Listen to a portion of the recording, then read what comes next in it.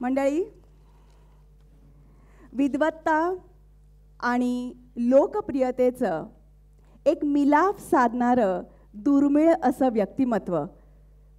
राजकारण हे सामाजिक आर्थिक बदल घडवून आणण्याचं एक साधन आहे असं दृढ विश्वास असणारे आपल्या राजकीय कारकिर्दीत याच तत्वाला अनुसरून जनतेसाठी कार्य करणारे an erudite politician and famous among the masses at the same time, the kind of individual one rarely finds. A seasoned speaker known for intellectual analysis and thought leadership, an active contributor to the nation's development who uses politics to bring about socio-economic development. I present to you Shri Nitin Gadkari ji, Union Minister for Road Transport, Highways, Shipping, Water Resources and Namami Gange.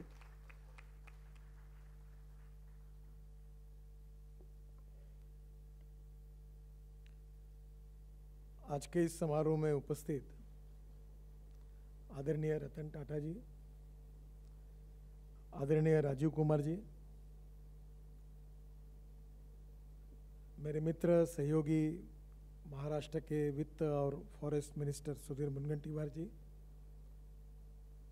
Niranjan Hiranandan ji, तोहिन ji, Raju berry जी, उपस्थित सभी सम्मान्य अतिथिगण और भाई और बहनों, मुझे विशेष रूप से याद हो रही है कि निरंजन जी जिस बात का उल्लेख कर रहे थे, ना मैं बिजनेसमैन हूँ, ना उद्योगपति हूँ, ना इंजीनियर हूँ। मुझे जो कुछ सीखने के मिला वो मुंबई में सीखने के लिए मिला है। मुझे याद है जब मैं मंत्री था और 55 उड्डान पुल बनाने थे और मुंबई पुणे एक्सप्रेस हाईवे की बात चल रही थी, उसके बाद वर्ली बांद्रा का भी प्रोजेक्ट था, तो पैसा कहाँ से लाएंगे ये सवाल था। उस समय हमारे सचिव तांबे साहब यहाँ बैठे हैं, हमारी फाइनेंस के फाइल को लगभग रिजेक्ट किया गया था और मनोहर जोशी उस समय मुख्यमंत्री थे। तो मैं उनके पास गया था और मैंने कहा कि अगर कैपिटल मार्केट में अगर पैसे नहीं मिलेंगे तो नहीं मिलेंगे, कोई आर्थिक नुकसान तो नहीं होगा, आप हमके अनुमति तो देकर देखिए। तो उन्होंने कहा, नितिन तुम कैसा कहते हो, कैसे पैसे मिलेंगे, मुझे तो कोई समझ में नहीं आता, पर तुम कह रहे इसलिए मैं अनुमति देता हूँ क्योंकि तुम्हारी इच्छा अच्छी है, तुम शायद देखो ट्राई करके। और निरंजन जी इसी मुंबई में आरसी सिन्हा और मैं बैग लेकर अनेक जगह पर गए, प्रेजेंटेशन दिए, और जब हमने हमारा पहला बॉन्ड इशू लॉन्च किया था तो 450 करोड़, उस समय की मैं 96-97 की बात कर रहा हूँ, 450 करोड़ के जगह पर हमको 1180 करोड़ इस शहर ने दिए। दूसरी बार 500 करोड़ के ले गए तो 1050 करोड़ मिले, और ये इतना पैसा ओवर सब्सक्राइब मिला। अभी मैं इस समय आया हूँ, उस समय तो हमारी स्थिति अच्छी नहीं थी, पर इस समय मैं जब कोचिन शिपयार्ड के लिए आया और मुंबई स्टॉक एक्सचेंज में गया, और जब मैंने जाते समय वर्ली से निकला तो मेरे शिपिंग के सेक्रेटरी, इनकम टैक्स कमिश्नर है वो, उसने कहा कि आज 350 पॉइंट इंडेक्स नीचे चला गया है, आज का दिन अच्छा नहीं है, हम लोग पोस्टपोन करें। मैंने कहा ये पोस्टपोन करने वाली बात मुझे पसंद नहीं है, जो होगा सो देखा जाएगा, हम जाएंगे। और मैं जब मुंबई स्टॉक एक्सचेंज गया, 10 बजे स्वागत हुआ, मेरा कार्यक्रम हुआ, और 10:30 बजे मैंने जब बेल बजाई तो 11:06 जब हुए थे तो 1650 करोड़ के बजाय हमको 1,26,000 करोड़ रुपए मिले, ओवर सब्सक्राइब हुआ। अब ये बेस वर्क मिला जिसमें लोगों ने इतना पैसा दिया। अभी हमने हमारा टीओटी मॉडल तैयार किया है। पहले 9 प्रोजेक्ट के लिए हमने जब टेंडर निकाला तो ऑस्ट्रेलियन कंपनी ने सबसे कोट किया, हमको 5,400 करोड़ मिलने वाले थे, उसके बजाय 9,800 करोड़ रुपए मिले, 150% ओवर सब्सक्राइब। और ऐसे मेरे पास 14 बंडल पड़े अभी, तो मैं कभी भी 2 लाख करोड़ रुपए खड़े कर सकता हूँ, ऐसी स्थिति है, पर अभी पैसा उतना खर्चा नहीं होता। तो मैं एक बात ये मुंबई में कह चुका हूँ कि if there is a wheel there is a way, and if there is no wheel there is only survey, discussion, seminar, committee, sub committee and research group. The strong political will of the minister is the most important thing. And as far as India is concerned, we are the fastest growing economy. और इसलिए road sector में बहुत काम करने की आवश्यकता है. मैं जब मंत्री बना तो 2 किलोमीटर पर डे तक रोड आया था, आज 28 किलोमीटर, और अगले मार्च तक मेरा विश्वास है कि हम 40 किलोमीटर पर डे के हिसाब से आगे जाएंगे. मुझे एक एक्सप्रेस हाईवे बनाने का मौका मिला मुंबई पुणे का, बहुत छोटा था. अब मैं 12 एक्सप्रेस हाईवे बना रहा हूँ. उसमें से दिल्ली का रिंग रोड पूरा हो गया है, जो दिल्ली का करीब 60% पोल्यूशन कम करेगा ऐसा अंदाज है. अब दिल्ली, पंजाब, हरियाणा, उत्तर प्रदेश, राजस्थान, हिमाचल, उत्तराखंड, इनको दिल्ली के बीच में जाने की ज़रूरत नहीं है, बाहर के बाहर जा सकते हैं. मैं बेंगलोर और चेन्नई के बीच में रोड बना रहा हूँ, बेंगलोर हैदराबाद के बीच में बना रहा हूँ, हैदराबाद विजयवाड़ा के बीच में बना रहा हूँ, और सबसे इम्पोर्टेंट दिल्ली और मुंबई के बीच में बना रहा हूँ. मैं अभी राजीव कुमार जी को कह रहा था कि दिल्ली मुंबई का लगभग हमारा काम पूरा हो गया. हमने वडोदरा मुंबई 44,000 करोड़ के कॉन्ट्रैक्ट दे दिए. अब मैं गुड़गांव से जयपुर तक का भी कॉन्ट्रैक्ट अभी 15 दिन में टेंडर निकल रहा है, और हमारा लैंड एक्विजिशन 80-90% पूरा हो गया है. 120 मीटर का उसकी ये है डेप्थ है, विड्थ है. और ये रोड की विशेषता ये है कि ये मेरा क्रेडिट नहीं है केवल. देखिए, ये टीम वर्क होता है, और मेरे यहाँ काम करने वाले लोगों ने इतना अच्छा काम किया कि उन्होंने गूगल से देखकर अलाइनमेंट ऐसे तैयार की है जो backward area of Maharashtra, Gujarat, Madhya Pradesh, Rajasthan और हरियाणा से है. तो लैंड एक्विजिशन कॉस्ट जो 7.5 करोड़ रुपए पर किलोमीटर पड़ती थी, वो उन्होंने 80 लाख रुपए पर किलोमीटर लाई, क्योंकि पूरे ट्राइबल सेक्टर से आई. तो रोड बनाने 1 लाख करोड़ का रोड है, और 16,000 करोड़ लैंड एक्विजिशन में हमने बचा लिए. अगर हम दिल्ली, अहमदाबाद, सूरत मार्ग से आते तो कॉस्ट बढ़ती, पर ये बैकवर्ड एरिया से आना. और दिल्ली मुंबई का डिस्टेंस 120 किलोमीटर कम हुआ, और मैं 2.5 साल में ये काम को पूरा करना चाहता हूँ. और इससे दिल्ली और मुंबई का डिस्टेंस 120 किलोमीटर कम होगा, और 12 घंटे में दिल्ली और मुंबई आप जा सकेंगे. ऐसा रोड है 12 लेन का, एक्सिस कंट्रोल. रोड सेक्टर में अभी नॉर्थ ईस्ट में हमने ब्रह्मपुत्र पर 6 ब्रिजेस बना रहे हैं. एक से एक ब्रिज बन रहे हैं. एक एक ब्रिज 12-12, 13-13 किलोमीटर के हैं. जम्मू और श्रीनगर के बीच में एक टनल बनी, इतनी सुंदर बनी है. ये पूरी स्टेट ऑफ आर्ट प्रोजेक्ट्स है. अब बद्रीनाथ, केदारनाथ, गंगोत्री, यमुनोत्री को जोड़ने के लिए 12,000 करोड़ का ऑल सीजन रोड बना रहे हैं. शायद अगले मार्च तक पूरा हो जाएगा. नई टनल, नए वाइडक्ट से पूरे नई है, कभी भी आप जा सकोगे. और सबसे मेरे लिए महत्वपूर्ण है कि मेरी पत्नी पिछले साल मानस सरोवर जाना चाहती थी. मैंने उसको रोका और कहा यहाँ से मत जाओ, मैं इंडिया से रोड बना रहा हूँ, पिथौरागढ़ से, उत्तराखंड से. और वो चाइना और नेपाल की बॉर्डर पर -8 डिग्री और -12 डिग्री पर काम हो रहा है. एयरफोर्स के इंचार्ज को सबको मैंने बुलाया. MiG-26 हेलीकॉप्टर से वहाँ मशीनें उतारी है. काम करना बहुत डिफ़िकल्ट है. 70% काम पूरा हुआ है, पर चाइना बॉर्डर तक जाने के लिए वो थोड़ा सा जो 10-15 किलोमीटर का काम है वो बहुत कठिन है, क्योंकि स्थितियाँ बहुत ख़राब है. हमारे जवान बहुत मेहनत कर रहे हैं. मुझे लग रहा था कि मैं 19 मार्च के पहले उसको करूं. वो बहुत कोशिश कर रहे हैं, पर शायद 19 दिसंबर तक वो पूरा होगा. और अब हिंदुस्तान से मानस सरोवर जाने के लिए नेपाल या चाइना जाने की ज़रूरत नहीं पड़ेगी. तो उत्तराखंड के पिथौरागढ़ से हम जाएंगे. रोड के सेक्टर में मुझे अच्छा चैलेंजिंग काम मिला, और अच्छा लगा मुझे कि जब मैं मंत्री बना तो 403 प्रोजेक्ट 3,85,000 करोड़ से स्टॉल प्रोजेक्ट थे. माननीय प्रधानमंत्री जी, वित्त मंत्री जी के सहयोग से हमने 22 कैबिनेट डिसीजन लिए और 99% प्रॉब्लम सॉल्व किए. और मैं ये गौरव के साथ कह सकता हूँ कि मेरे विभाग ने हिंदुस्तान की बैंकों को 3 लाख करोड़ के NPA से बचाया, और अब सब प्रोजेक्ट अच्छे चलने लगे हैं. Positive approach, transparency, time bound decision making process and corruption free system, Niranjan ji, मैं 10 लाख करोड़ रुपए के काम वर्क ऑर्डर दे चुका हूँ, और अभी तक मेरे विभाग में एक भी कॉन्ट्रैक्टर को ऑर्डर मांगने के लिए मेरे दिल्ली ऑफिस में आना नहीं पड़ा, न कोई मिलने की ज़रूरत पड़ी। और मैं ये बिल्कुल अभिमान के साथ कह सकता हूँ। पर एक बात ये भी जरूर है कि मैं वैसे बोलने के लिए भी संकोच नहीं करता। मैंने बड़े बड़े कॉन्ट्रैक्टर को कहा कि रोड खराब होगा तो बुलडोजर के नीचे तुमको डलवा दूंगा। These are the asset of my country, I am not going to tolerate. Quality के साथ कॉम्प्रोमाइज़ नहीं होगा।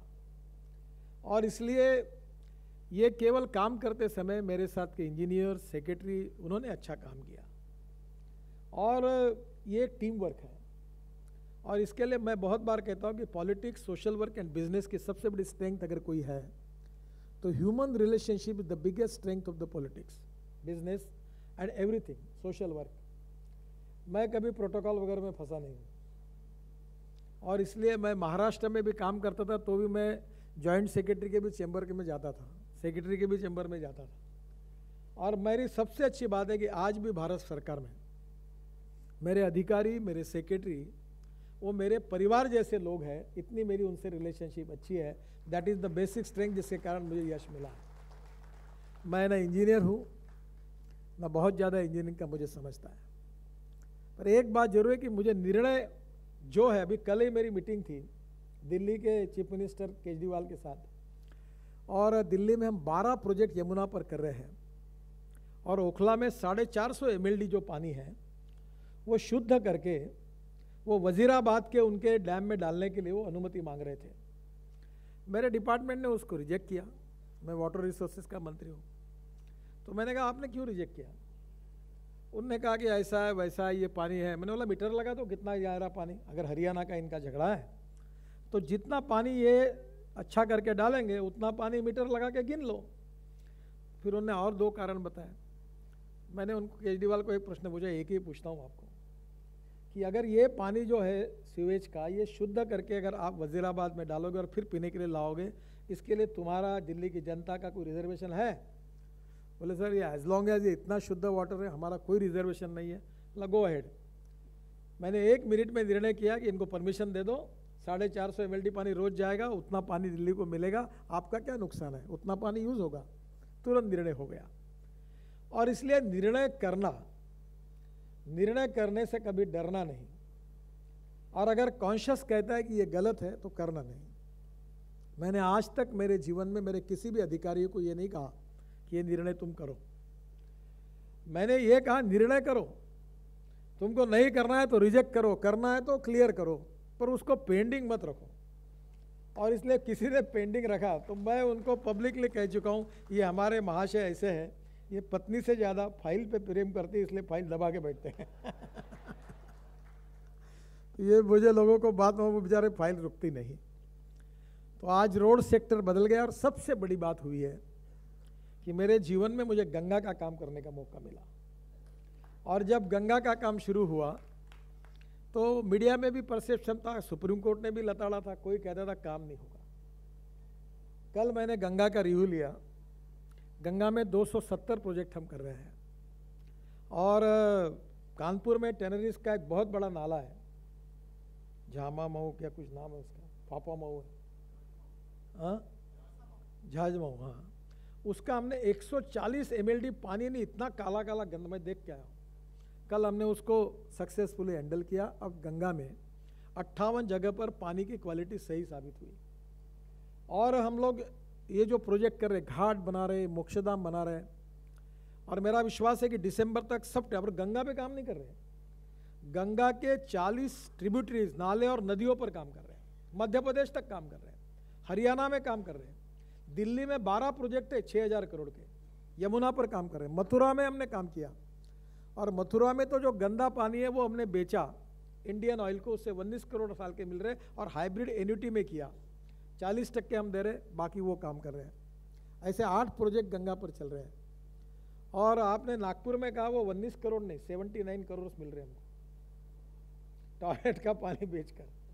और कल मैंने कहा कि ये बायोडाइजेस्टर जो 150 बना रहे हैं, तो IIT रुड़की को मैंने कल काम दिया कि इसमें जो आजू बाजू के शहरों का जो फ्रूट वेजिटेबल वेस्ट है, ये बायोडाइजेस्टर में डाल दो, उससे तो सीवेज वाटर से भी मीथेन मिलेगा, वो डालने से भी मिलेगा। उस मीथेन से CO2 अलग करके बायो सीएनजी तैयार करो और कम से कम 10,000 बसेस उत्तर प्रदेश, बिहार, झारखंड और दिल्ली और हमारी बिहार, ये सब बसेस बायो सीएनजी पर चलेगी और बायो सीएनजी उससे मिलना चाहिए।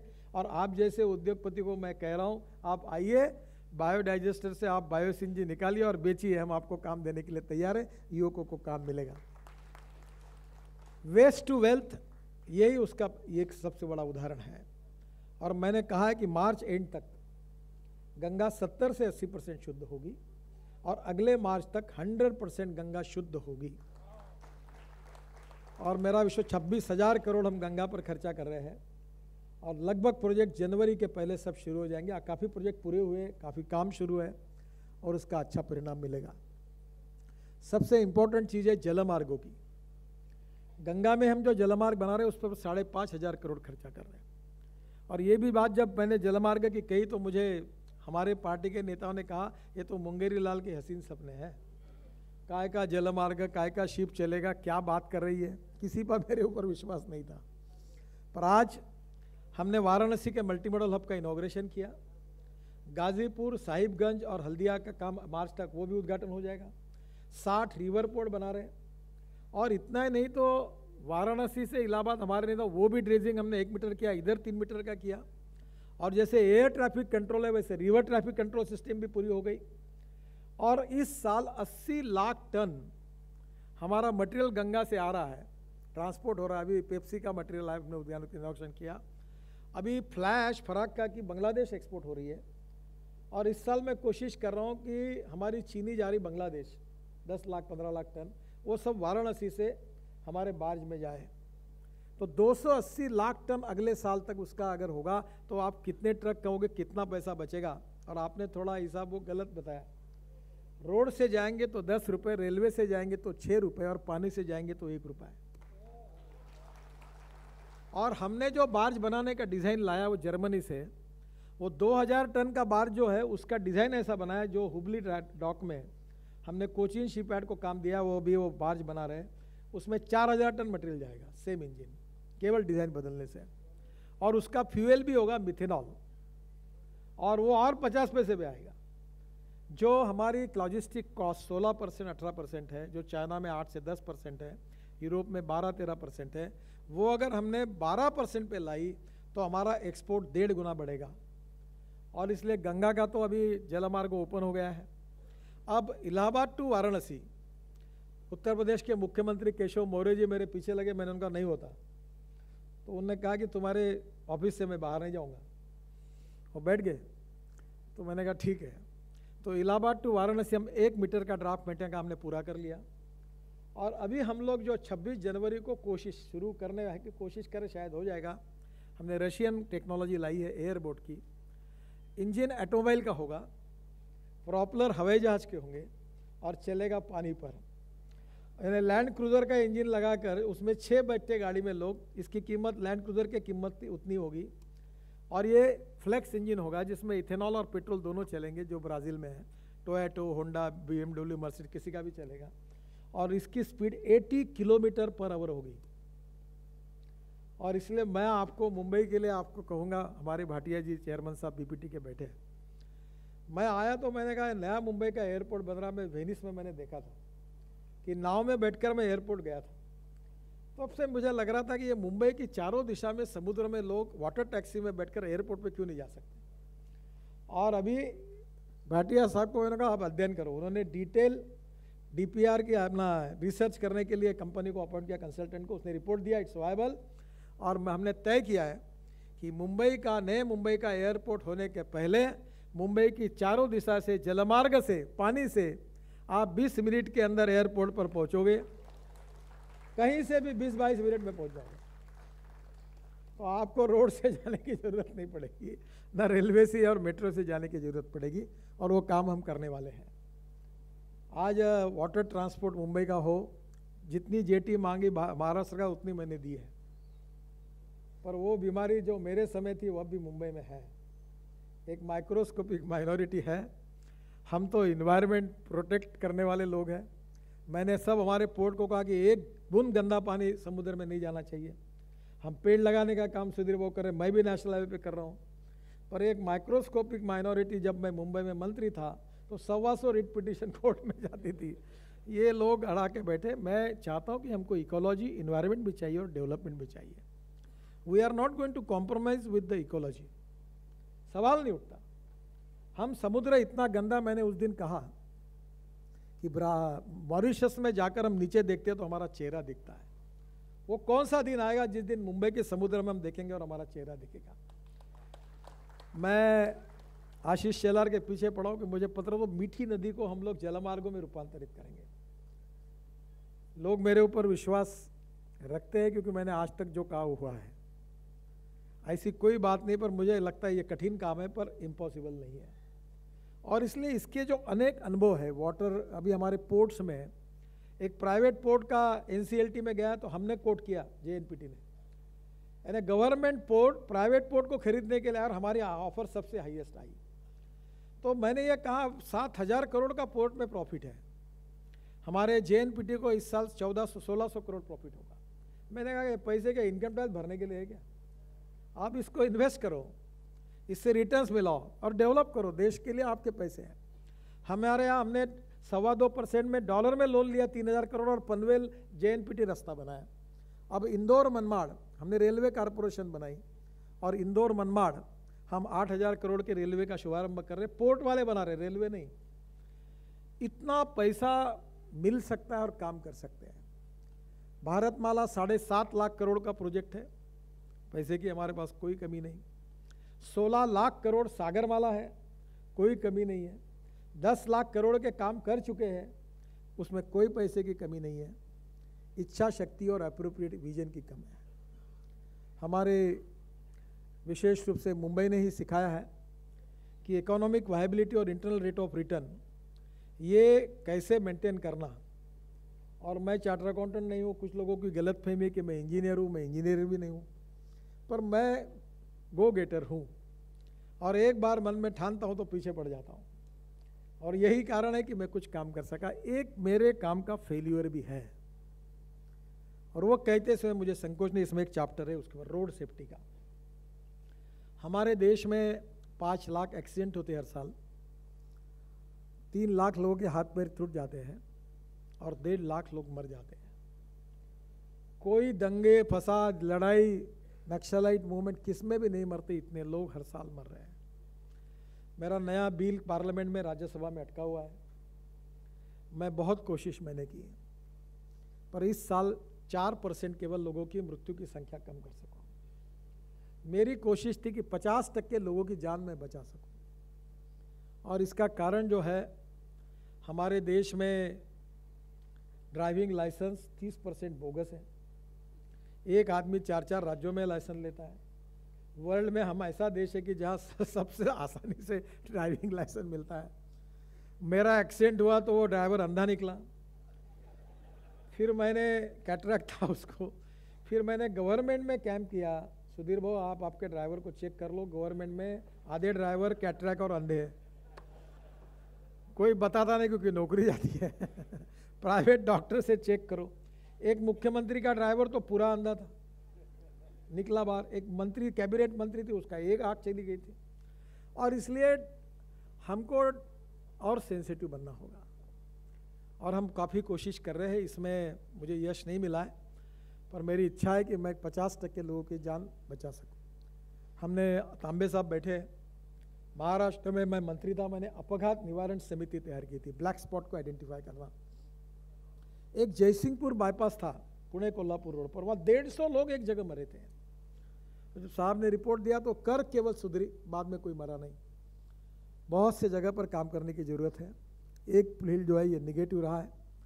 इन्वायरमेंट के लिए मैंने कहा कि यूरो 6 हम लोग 1 अप्रैल 2020 से मैंडेटरी करेंगे। ऑटोमोबाइल वाले बहुत नाराज थे, अब 3-4 कंपनियों ने कर लिया है और 70,000 करोड़ खर्चा करके हमारी फ्यूल उस स्टैंडर्ड के बनाने का पेट्रोल मिनिस्टर ने भी तय किया है। क्योंकि ethics, economy, ecology and environment तीनों बातें इंपॉर्टेंट है।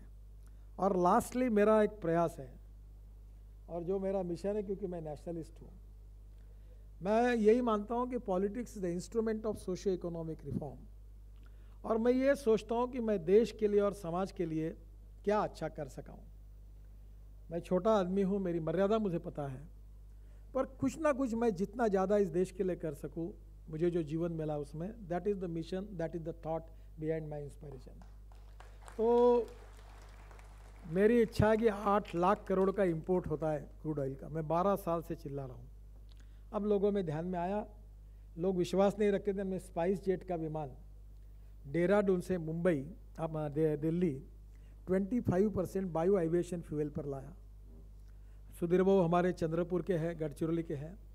अभी मैं बाम्बू का तेल निकाल कर देहरादून इंस्टीट्यूट मैंने भेजा है, और मेरी इच्छा है कि ट्राइबल सेक्टर में बायोटेक्नोलॉजी का उपयोग करके हम जट्रोपा, रतनजोत, मोह, साल, करंज, टोली, ये नॉन एडिबल ऑयल सीड से ऑयल निकालकर इसका बायो एविएशन फ्यूल तैयार करें। और ये प्रूव किया है देहरादून प्रोडक्शन ने, मैं हवा की बात नहीं कर रहा हूँ। और बम्बार्डी, एयरबस और बोइंग और एटीसी ने अब रिटर्न अलाउ किया है कि आप 100% बायो एविएशन फ्यूल यूज़ कर सकते हैं। हम 30,000 करोड़ की एविएशन फ्यूल इंपोर्ट कर रहे हैं, और उसका भाव 75 रुपये लीटर है। और हमारे जंगल आदिवासी में किसानों ने तैयार की हुई एविएशन फ्यूल का रेट 50 रुपये किलो आता है, लीटर आता है। कितना बड़ा रोजगार होगा। बेरोजगारी ये सबसे, अभी ये सब में बायोडीजल, मेरे पास 5 पंप है। अभी हमने राइस स्ट्रॉ से बायो सीएनजी बनाकर ट्रैक्टर भी चलाना शुरू कर दिया, परसों हमारे एग्रोविजन में चालू हुआ। हमने cotton straw, wish straw, rice straw से इथेनॉल बनाना शुरू कर दिया। इस देश का किसान इस देश का पेट्रोल डीजल का पर्याय दे सकता है, और मैं ही ट्रांसपोर्ट मंत्री हूँ। Ethanol, methanol, biodiesel, bio CNG और इलेक्ट्रिक मैंने बुलडोज किया है। थोड़े से ऑटोमोबाइल वाले मेरे प्रेशर के कारण थोड़े डिस्टर्ब भी रहते हैं, पर मैंने उनको कहा कि तुमको चलना ही होगा, आएंगे तो तुम्हारे साथ, नहीं आए तो तुम्हारे बिना, नहीं तो तुमको घसीटते हुए मैं ले जाऊंगा, आपको बदलना होगा। मैं आपको मदद करने के लिए तैयार हूँ। हमने स्टैंडर्ड्स बदल दिए, नियम बदल दिए। अब इलेक्ट्रिक बस आ रही, इलेक्ट्रिक ऑटो रिक्शा आ रही, इलेक्ट्रिक बाइक आ रही है, और इथेनॉल की बाइक अभी बजाज और टीवीएस ने बनाई, इथेनॉल की ऑटो रिक्शा बना ली। और डॉक्टर सारस्वत नीति आयोग के उनके यहाँ मिथेनॉल कोयले से बनाकर वो भी अवेलेबल है। अभी मैं मुंबई को पायलट प्रोजेक्ट देने वाला हूँ, मुंबई, पुणे, नई मुंबई और गुवाहाटी को, कि मिथेनॉल पर बस चलाए 10-10 बसेस। इसराइल में मिथेनॉल का भाव 12 रुपये है, चाइना में 16 रुपये लीटर है, और भारत में 22 रुपये लीटर है। ये दीपक फर्टिलाइज़र, आरसीएफ अभी फैक्ट्री डाल रही है मिथेनॉल की, और Assam petroleum 100 ton methanol per day बनाता है। अगर ये मिथेनॉल पे ट्रक चलेंगे, बसेस चलेगी, तो ये डीजल काय के लिए इंपोर्ट करने की आवश्यकता पड़ेगी? पोल्यूशन क्यों होगा? हमारे देश में सब कुछ है। हमारे देश में कोयला, हम कोयला इंपोर्ट कर रहे हैं। हमारे देश में मैग्नीज, हम मैग्नीज इंपोर्ट कर रहे हैं। हमारे देश में सोना है, हम सोना इंपोर्ट कर रहे हैं। अब हमारे देश में हम लोग जो हार्डवेयर है, मोबाइल फ़ोन, बड़े तेज़ी से हम कोशिश करें कि हमारे देश में पैदा हो। हमारे देश में import substitute, export oriented, cost effective, indigenous, यही हमारी इंडस्ट्री की नीति है। और एग्रीकल्चर में अगर हमने ये काम किया बायोफ्यूल का, तो 50 लाख युवाओं को रोजगार निर्माण होगा, देश का इंपोर्ट बचेगा, cost effective, import substitute, pollution free और इंडिजीनियस। मैं तो वन मैन मिशन के रूप में इसके पीछे लगा हूँ। अब उसको मान्यता भी मिली है, और आने वाले समय में अब वो दिन दूर नहीं है कि हमारे बायोफ्यूल पर हमारे इंजन चल सकते हैं। अभी रेलवे का इंजन बायोडीजल पर चला, और मुझे अभी पीयूष जी ने कहा कि हमारे इंजीनियर्स ने डीजल इंजन को इलेक्ट्रिक इंजन में कन्वर्ट करने का भी सक्सेसफुली कर लिया। Innovation, entrepreneurship, technology, skill, research, इसको हम नॉलेज कहते हैं। That conversion of knowledge into wealth हमारा भविष्य है, वेस्ट टू वेल्थ हमारा भविष्य है, और बायोमास टू फ्यूल ये हमारा भविष्य है। आखिर में कहूँगा मैं कि सुधीर बाबू बैठे, आज देवेंद्र जी आने वाले थे, उनको जाना पड़ा। मैंने अभी वेबकॉस, हमारी कंपनी वाटर रिसोर्सेज की, मैं उसी का भी मंत्री, बोर्ड डिपार्टमेंट मेरे पास है। मैं 3 लाख करोड़ के नदी जोड़ प्रकल्प कर रहा हूँ, और 60,000 करोड़ का एक ही पोलावरम प्रोजेक्ट कर रहा हूँ। और वहाँ का बैक वाटर ऑफ गोदावरी मैं कृष्णा में, कृष्णा का पेन्नार में और पेन्नार का कावेरी में डालकर टेल इनटू तमिलनाडु लेके जाने की कोशिश कर रहा हूँ। 45 टीएमसी के लिए ये झगड़ा कर रहे तमिलनाडु और कर्नाटक, और मैं 700 टीएमसी पानी दे रहा हूँ, तो झगड़ा ही नहीं रहेगा। और ये 5-7 प्रोजेक्ट में 2 महाराष्ट्र के भी है। तो अभी जो हमारी वेबकॉस करके उनको मैंने स्वीडन ऑस्ट्रिया भेजा था, और डॉफल मेयर करके कंपनी है वर्ल्ड की, जिनका 60% शेयर ये के रोप वे, केबल कार, फैनाकुलर रेलवे, इसमें उनके साथ उनका टेक्निकल जॉइंट वेंचर हो गया। अभी हम बीपीटी में ये नावा शेवा से शिवरी वाला प्रोजेक्ट एलिफेंट नावा रोप वे बना रहे हैं। अब उन्होंने टेक्निकली कोलैबोरेशन किया, उन्होंने मुझे दिखाया हवा में चलने वाली डबल डेकर बस, 250 लोग चल रहे हवा में, वो फिलीपाइंस में बनाई। तो मुंबई जैसे शहर में इलेक्ट्रिक एज ए फ्यूल सबसे चीप है। 80 रुपये का पेट्रोल, 60 रुपये का डीजल, बराबर 10 रुपये की बिजली, और 49 रुपीज़ का इथेनॉल। और हम बिजली सरप्लस है, कोल सरप्लस है। और हमारा public transport by using new technology, public transport, मैं धौलाकुआ टू मानेसर भी बना रहा हूँ। अब अगर इसके साथ अगर हम जाएंगे तो हमारे को जगह भी नहीं, समुद्र में एक बिरर लगा दो ऊपर के ऊपर जाएंगे। तो मुझे लगता है कि यही सब प्रयोग ये लोगों से ही देखने के लिए मिले हैं, सक्सेसफुल प्रैक्टिसेस देखने के लिए मिली। और ये 4 साल में, पहले जब किताब तोहिन ने लिखी थी तब इंडिया एस्पायर्स था, क्योंकि मैं उस समय सत्ता पर नहीं था, तो कल्पनाओं को जोड़कर जो कुछ मैं काम करता था उसके अनुभव पर लिखा गया था। अब 4 साल के अनुभव पर उसने काफ़ी मेरे से बातचीत करता रहा, मैं काफ़ी बताता रहा। केवल इसमें कुछ त्रुटियां रह गई है कि इसमें जो कहा गया है कि जो प्रोजेक्ट शुरू हुए हैं वो पूरे हुए हैं, तो बहुत से प्रोजेक्ट इसमें जो लिखे हुए हैं, जो शुरू हुए हैं, वो पूरे हुए हैं। और इसलिए शायद इसको नई एडिशन में काफ़ी सुधार करना होगा, क्योंकि प्रोजेक्ट इतने फास्ट पूरे हो रहे हैं कि शायद उसको भी बेचारे को उसकी जानकारी और ये होने में समय लगा। पर ये नए भारत की कल्पना जो प्रधानमंत्री की है, जो भय, भूख, आतंक और भ्रष्टाचार से मुक्त हो, जो सुखी, समृद्ध, संपन्न, शक्तिशाली हो, गांव, गरीब, मजदूर, किसान का कल्याण हो, innovation, entrepreneurship, technology, skill, research के आधार पर, नॉलेज के आधार पर दुनिया में पहले नंबर पर हो, और उसमें सभी प्रकार की न्यू टेक्नोलॉजी का उपयोग करके हम हमारे देश के लोगों का जीवन सस्टेनेबल बनाएं। इसी की प्रेरणा इस किताब में है। ये ज़रूर बहुत सी कल्पनाएं जो मैं तो विशेष रूप से ज़्यादा एग्रीकल्चर में काम करता हूँ, उसका थोड़ा कम इसमें आया है, पर निश्चित रूप से मेरा विश्वास है कि इसी प्रकार की कल्पनाओं से जब अनेक लोग काम करेंगे तो उसकी गति खूब होगी। केवल मैं अकेला इतना काम नहीं कर सकता, क्योंकि आसमान फटा हुआ है, मेरी ताकत भी नहीं, औकात भी नहीं और क्षमता भी नहीं।